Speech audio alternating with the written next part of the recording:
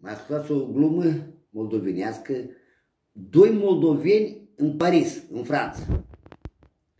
Eu ajuns acolo la Paris, vreau să mănânce gheță. Pe drum, au intrat într-un restaurant acolo, înțelegi?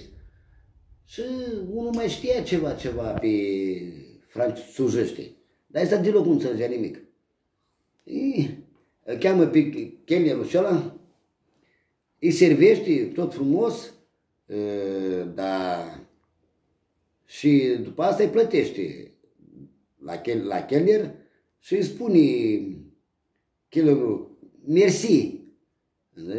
Dar ăsta mă întreabă pe ăsta, mă, ce-a spus, mă? O spus ceva de rău? Nu, mă, totuși ce-a spus, mă, ții. Dar ce-a spus? Tu vezi cum ai mâncat, tu murdar pe masă ai mâncat. Și-a spus, tu ești mersi, femeia ta e mersilon și toți copiii tăi sunt mersileata.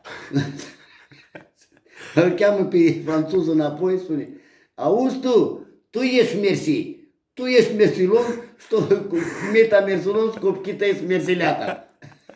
Ca porc. Ca porc. Da.